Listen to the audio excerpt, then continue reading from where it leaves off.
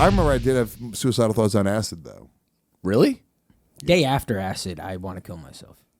No, this was during acid.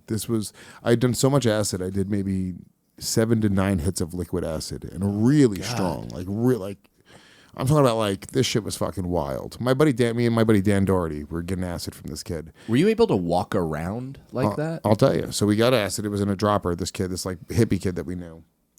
Actually, he was my Mushroom Connect. And he had an eyedropper full of liquid acid. And he was like, he goes, all right, here, they're $3 a hit. He was like, just go into the bathroom. I trust you guys. It's like, tell me how many you want to take. All right, we're going to like take 2, maybe 3 each.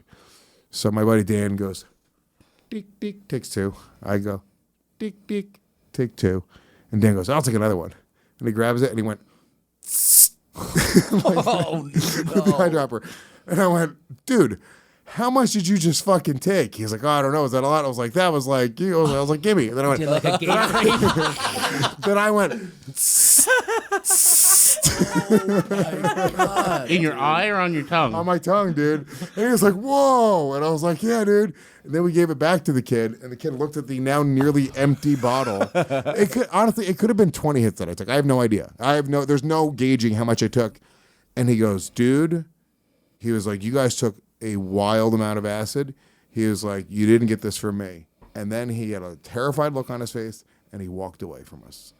And that was the beginning, because that was 5 minutes before we were in the bathroom in a Starbucks in Nyack, New York. Oh my God. We're on Main Street. I know the Starbucks. You know the Starbucks. I'm on Main Street. This is 8 minutes after we took acid. Acid takes an hour to kick in, typically 45 minutes, right? This is 8 minutes. I remember, I'll never forget this, his face, he goes, you didn't get it from me. And then he slowed down and his face started to dissipate into particles. It's 8 minutes in, dude. It was wild. And then we went and we tripped. There's no putting into words like how hard we were tripping. Within like 15 minutes, we're on like another planet. We're like just walking around like crazy people, dude. Yeah. I mean, we at one point we lost each other. Like, you know, he like ran off into the woods to take his clothes off, and he like fucking, you know, I had this other chick. I told her I had acid. I got acid. And she was like, where'd you get acid? She was like, can we find the guy? And I was like, sure. And I got in her car. Dan's gone. And then I go on a journey trying to guide these people to this kid who didn't want to be found, who like just ran off.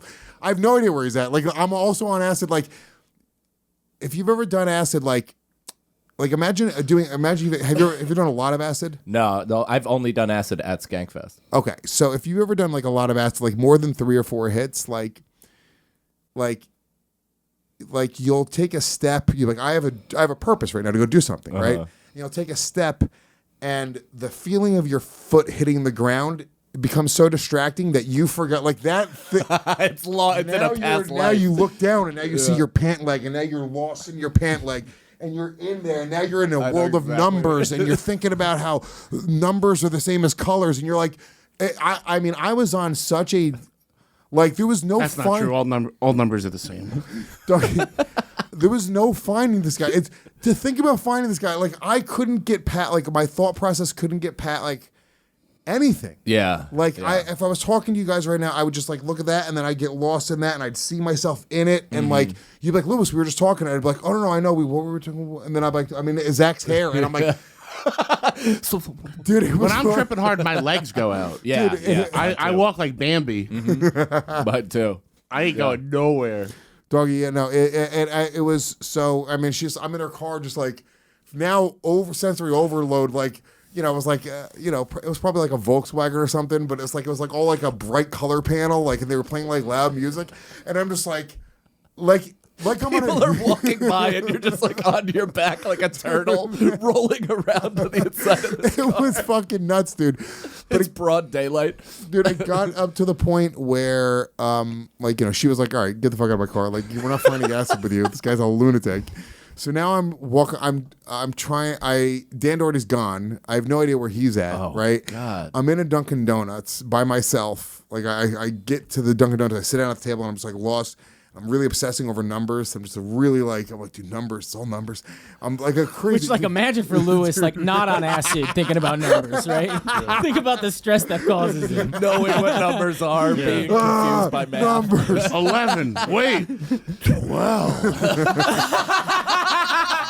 13. We're getting too high.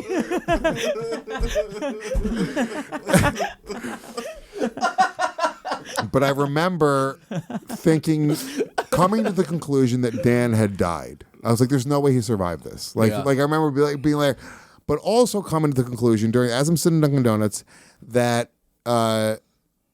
everything is the same. Numbers are the same as colors, are the same as words, are the same as people. Like matter and thoughts are one and the same. Light is the same as dark, and like this, like some dumb kid acid shit, right? I don't know. It makes sense to me. He's like, "Yeah, dude, obviously."